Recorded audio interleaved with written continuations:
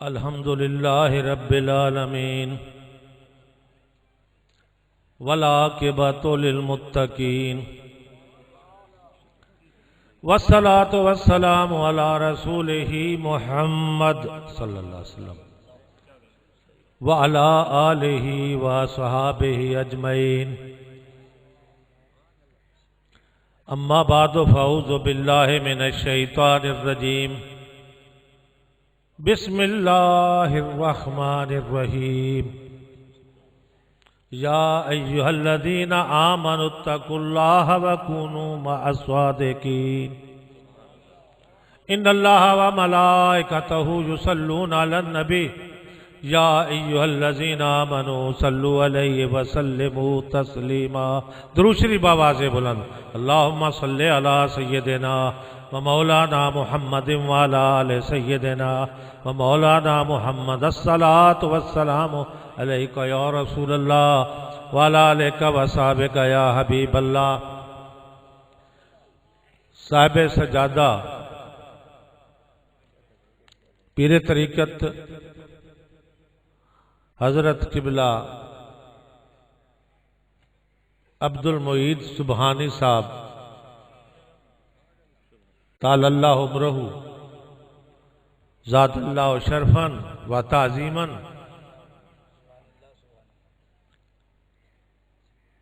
آپ کے صاحبزادگان موسیٰ زئی شریف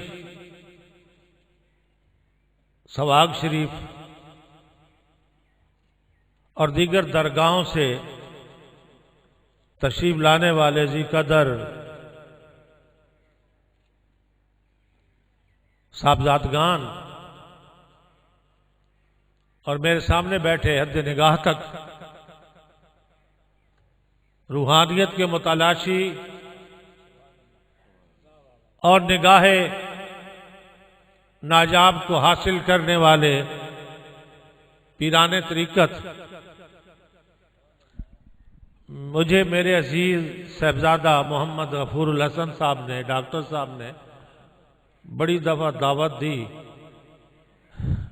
کچھ میں بیمار بھی رہتا ہوں اور ساتھ ہی عدیم الفرصتی حائل رہتی ہے۔ قبلہ پیر صاحب کا، سبحانی صاحب کا مدد اللہ العالی کا پیغام ایک ہمارے پڑھنے والا طالب علم ان سے ملنے آیا تو لے کے گیا کہ صاحبزادہ صاحب پتہ نہیں ہے کون اس دنیا سے رہتا ہے کون جاتا ہے، تو آئیں اس دفعہ ہمارے عرس مبارک کی محفل میں شرکت فرمائیں۔ اور یہ بات میں کر رہا ہوں آج سے 45 سال پہلے، آج سے 45 سال پہلے میں مجاہد ملت فخر حریت حضرت مولانا عبدالستار خان نیازی کی معیت میں ان کے والد گرامی حضرت خواجہ عبد الغفور صاحب سبحانی اور ان کے بزرگوں کے وقت حریت کا جھنڈا اٹھانے والے وہ خواجہ عبد الغفور آپ میرے سامنے بیٹھے ہیں۔ 77 کی تحریک ہو یا 70 کا الیکشن ہو، اس وقت یہ تحصیل میاں والی کے ساتھ تھی اور مولانا عبدالستار خان نیازی اس تحصیل کے امیدوار تھے۔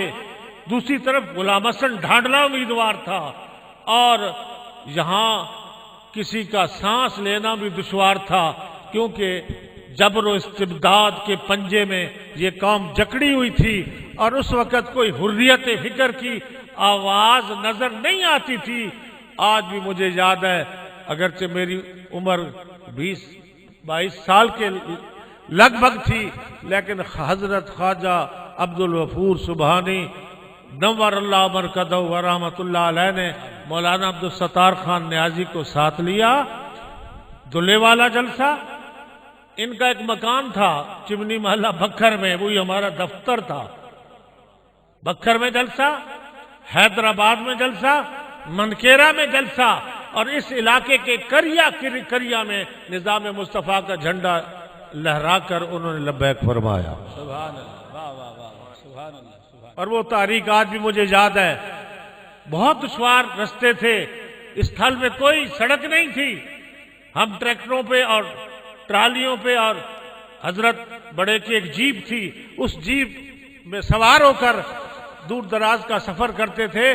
تو پتہ چلتا تھا کہ حضرت خواجہ جو ہے نا عبد الغفور سبحانی رحمت اللہ علیہ سے کتنی لوگ محبت کرنے والے ہیں، اور وہ عاشقان مصطفیٰ کس طرح جو ہے نا نظام مصطفیٰ کے جھنڈے کو اٹھانے والے ہیں. اس کے بعد وقت گزرا، آتے رہے اور جاتے رہے، لیکن کبھی بھی اس درگاہ سے کوئی آواز حق کے خلاف بلند نہیں ہوئی. الحمدللہ، الحمدللہ. ابھی مجھ سے پہلے میرے خطیب صاحب ایک نازک مسئلے پہ گفتگو فرما رہے تھے. ایسا ہی ہے کہ بڑی بڑی درگاہوں والے، بڑی بڑی گدیوں والے جو صراط مستقیم کو چھوڑ کر اپنی 2 اینٹ کی مسجد اختیار کر چکے ہیں، یہ درگاہ عالیہ سبحانیہ ہے جہاں سے اہل سنت کے مسلک کی آواز اٹھ رہی ہے. غنیمت جانو ان لوگوں کا اس دنیا میں رہنا، غنیمت جانو ان صاحبزادگان کا اس مشن کے ساتھ مخلص ہونا. اور میں بھی آپ کو بتانا چاہتا ہوں، خدا کا بھی فیصلہ یہی ہے، یا ایھا الذین آمنوا اتقوا اللہ، اے ایمان والو تقوی اختیار کرو. آپ آئے ہیں، میں آیا ہوں، 3 دن سے لوگ آ رہے ہیں. کیا کوئی یہاں زمین الاٹمنٹ ہوتی ہے؟ کیا کوئی یہاں کوئی بینک بیلنس ملتا ہے؟ کیا کوئی یہاں دنیاوی جاؤ حشم ملتا ہے؟ نہیں. ہم تقوی کی تلاش میں آئے ہیں، ہم تقوی کی تلاش میں آئے ہیں، ہم اللہ والوں کے مشن کی تلاش میں آئے ہیں. یا ایھا الذین آمنوا اتقوا اللہ، اے ایمان والو تقوی اختیار کرو، تقوی اختیار کرو. یا اللہ یہ تقوی کس دکان سے ملتا ہے؟ یا اللہ یہ تقوی کہاں سے ملتا ہے؟ تقوی جو تو حکم دیتا ہے اختیار کرو، بغیر تقوی کے چھٹکارا نہیں ہے، تو ملتا کہاں ہے؟ فرمایا کونوا مع الصادقین، کونوا مع الصادقین. فرمایا سچے لوگوں کے ساتھ ہو جاؤ، سچے لوگوں کی دکانوں سے تقوی ملتا ہے. آپ تقوی خریدنے آئے، یہ حضرات وہ تقوی تقسیم کر رہے ہیں، اور خواجہ عبد الغفور اور خواجہ گل حسن اپنی مزاروں میں وہ تقوی تقسیم فرما رہے ہیں. آج بھی اہل سنت کا عقیدہ ہے کہ کوئی شخص اگر خالی دل لے کے آئے تو وہ معرفت سے بھر کے جائے گا. کوئی شخص اگر بد عقیدگی کا زہر لے کے آئے وہ بد عقیدگی سے توبہ کر کے جائے گا. اور اگر کوئی شخص یہ لے کے آیا ہو کہ میں دیکھوں ذرا جو ہے نا مرشد آباد میں کس طرح دین کی باتیں ہوتی ہیں، تو وہ تیسرے دن سے سن رہا ہے کہ جہاں علماء حق کے لیے سٹیج حاضر کیا جاتا ہے اور حق بات بیان کرنے پر کوئی قدغن نہیں ہے. سبحان اللہ. میں مبارک پیش کرتا ہوں حضرت صاحب کو، مبارک پیش کرتا ہوں صاحبزادگان کو. پتہ نہیں زندگی کتنی باقی ہے، لیکن نہ جہاں میں کہیں امان ملی، جو امان ملی تو کہاں ملی. سمجھے، جہان میں امان کی کوئی جگہ نہیں ہے. آج کوئی تشدد پسند ہو گیا، کوئی خارجی ہو گیا، کوئی رافضی ہو گیا، کسی نے جو ہے نا بزرگوں کا نقش قدم چھوڑ دیا، بے ادبی کر کے وہ دائرہ تصوف سے نکل گیا. لیکن ہمارا کیا عقیدہ ہے؟ نہ جہاں میں کہیں امان ملی، جو امان ملی تو کہاں ملی. میرے جرم خانہ خراب کو تیرے عفو بندہ نواز میں آؤ.